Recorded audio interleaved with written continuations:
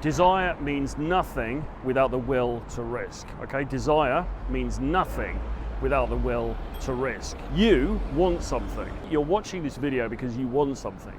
And what you want is probably not just seeing me walking down the street wearing a tie, talking into a camera. Although if maybe you do want that, and thank you very much, I appreciate your being here, but you want an outcome that supersedes just watching this video. You are looking for answers. You are looking to solve a problem, okay?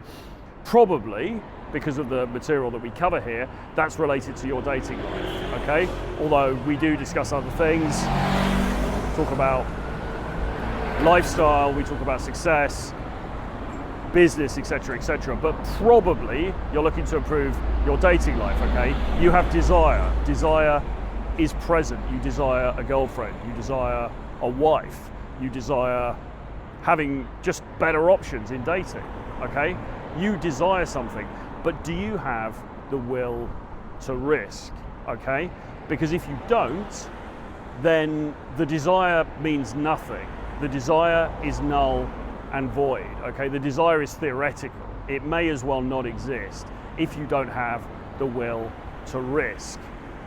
So what do I mean by risk? Well, firstly, it's worth noting that women like men who are risk takers, okay?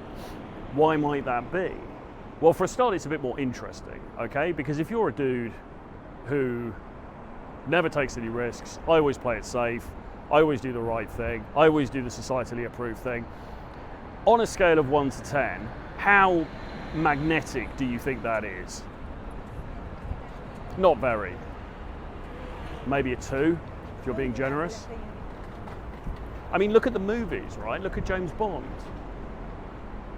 Is he a risk taker or not? Well, obviously, yes, he's a risk taker, okay? That's why people keep watching those films, because it's entertaining, it's interesting, it's engaging, it's magnetic, it's compelling to watch somebody who is prepared to take big risks, to even risk their life, okay, on multiple occasions. We don't want to watch a film about a dude who is asked to go on a secret mission and he says, yeah, do you know what, I'm probably not going to get on that plane to Istanbul because it might be a bit risky. I'm going to stay at home and watch Netflix. Okay, that franchise would fail. That franchise would bomb. That movie would be laughed out of the theatres. It would never get green lit, okay? Because we don't want to see that, right? As human beings, we don't want to have a hero. And remember, you are trying to present as the hero here. This isn't just some theoretical thing where you're just some average dude in the street. You want to be the hero in your own movie. Okay, well, what do heroes do? They take risks, okay? That's the first thing. But also, there's a biological underpinning of this, because the guy who is prepared to take risk is more likely, on average, to get what he wants. I mean, yes, he may also get killed, depending on the severity of the risk, but he's also more likely to get the things that he wants, okay? And what is more attractive? Somebody who can go into the world and take risks and then achieve the outcomes that he wants. He can bend reality, in other words, to his own will, or the dude who'd rather sit at home and watch Netflix because it might be a little bit risky to go out today, okay? Well, obviously it's the former, right? So you want to position yourself as the former. And the other thing is that there is an element of risk in terms of performative socializing, right? In terms of going out into the social realm and meeting other people. And that is at the heart of what I teach, right? Because the single hack that still exists in 2025 for all of this stuff, right? For the dating stuff, but also for the business stuff, the wealth accumulation stuff, the success stuff, the single hack that still exists is the ability to walk up to other people and talk to them and have meaningful, engaging conversations and pull them into your world, right? That still is the biggest hack that we have as human beings, okay, in 2025. That's why it's so important. But there is inherent risk in that. I don't mean risk of something really, really bad happening, but there is emotional risk, okay? There is social risk, right? You could walk up to somebody in a bar that you find attractive and you could say, hello, I just wanted to say I think your dress looks really nice. And she could throw a drink over you. As happened to James Tusk once, I believe. I don't think he said something as lame as, I think your dress looks nice, but whatever. Or she could say, sorry, I'm not interested. Or she could turn around and say, well, I'm with my boyfriend, and the boyfriend could be standing there, okay? Again, I'm not suggesting there would be any violent outcome to that, because there likely wouldn't, but that you could feel embarrassed, you could feel belittled, you could feel less than, you could feel a little bit crushed, you know, you have to risk rejection, okay? This is the thing that guys always talk about. What is the biggest problem that men face with all of this stuff? The fear of rejection, okay? Men are brutally afraid of a pretty girl saying to them, sorry, I'm not interested. For some reason, you know, we have guys who have served in the military, right? Who have faced enemy fire, okay? And who are terrified of going up to a semi-attractive woman and expressing their interest because she might turn them down, all right? Which is, when you think about it, is an incredible thing. It's an incredible quirk of human nature that can be the case, but it is, all right? So even the very act of going up to somebody and expressing intent, expressing interest, which is what we encourage you to do, because there's always this sort of gaslighting about the fact that dating coaching is being inauthentic and pretending to be someone you're not, which it isn't, although we do talk about being your best self. We do talk about being a souped up, kind of dramatized version of yourself, but that's for a separate video. There is risk in putting, you know, showing intent, in showing your hand to some extent. You know, you go up and say, look, the reason that I'm talking to you is because I think you look nice, I think you look attractive, I would like to get to know you. Now, when you put it out there like that, and you're not pretending, you're not sort of saying, oh, I just wanted to get your opinion on what fabric looks better on guys, linen or cotton or something like that, because you don't really want her opinion on that, on something. Oh, I'm just looking for a present for my sister's birthday, what would you recommend? You know it's BS, she knows it's BS, okay? The whole thing is false, and all that she's going to take from that is that you haven't been man enough to go up and say what you actually wanted, which is, actually, look, you know, wouldn't normally do this, I think you look very nice, I wanted to come and say hello, okay? There is risk inherent in that, because she can then the power is with her. The ball is in her court, okay? And she can say, sorry, but I don't find you attractive, okay? She's probably unlikely to put it like that, but she could say that, okay? And that, for some guys, is a terrifying eventuality that they will avoid at all costs, okay? And when I say at all costs, the most common way of avoiding it is using dating apps, because it's easier to sit in your bedroom or on your sofa watching TV. Is it couch or sofa? I think couch.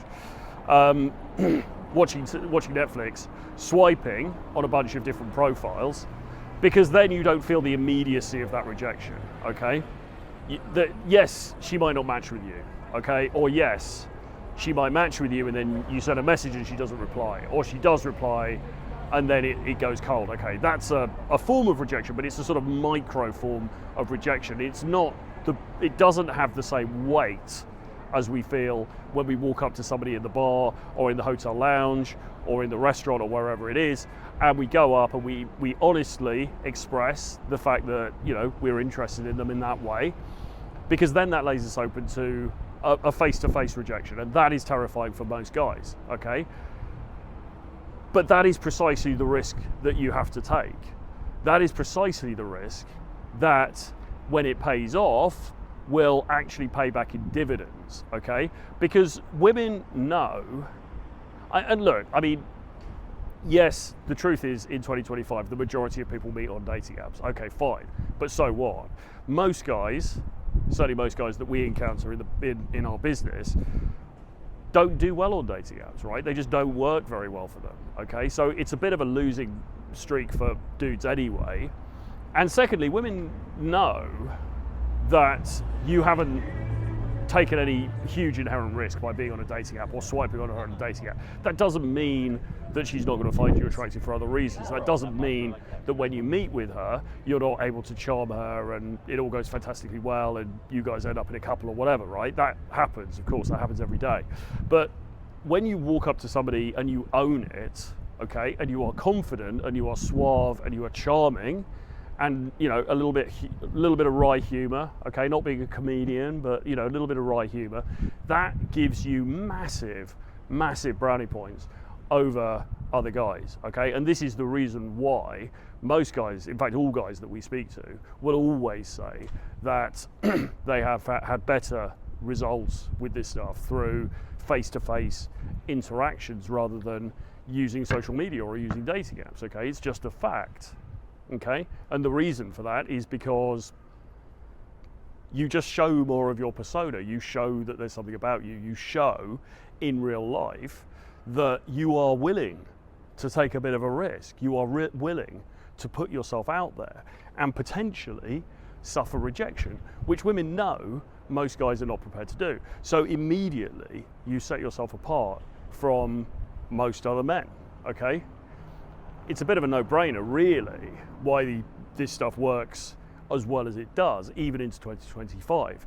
But anyway, the point is that your desire to make change, your desire to make something happen is entirely reliant on your appetite for some kind of risk. Now, I'm not recommending taking huge life-threatening risk, of course. I mean, you've got to be sensible, right? But if it's a risk which is marginal, which being social is, and you're still afraid to take that risk, then you're in a pretty sorry position, unfortunately. And maybe you need to do some work on your mindset. Maybe you need to do some work on, you know, inner trauma or whatever it is that's kind of holding you back. Okay, the same thing, I'll finish with this, is true in terms of almost any endeavor in life, right? I mean, if it's building a business, if it is some kind of wealth generation thing, if it's something to do with socializing with other people, networking, right? Again, you've got to be prepared to take a bit of a risk. Your desire to build that business, your desire to make money is entirely reliant on your appetite for risk. And the people who take the biggest risks in life tend to be the people who are the biggest winners, okay? So, hope you enjoyed this one. Do subscribe, do give me a like, do give me a comment, subscribe to my Substack, the link is below, and I'll see you again very soon. Bye-bye.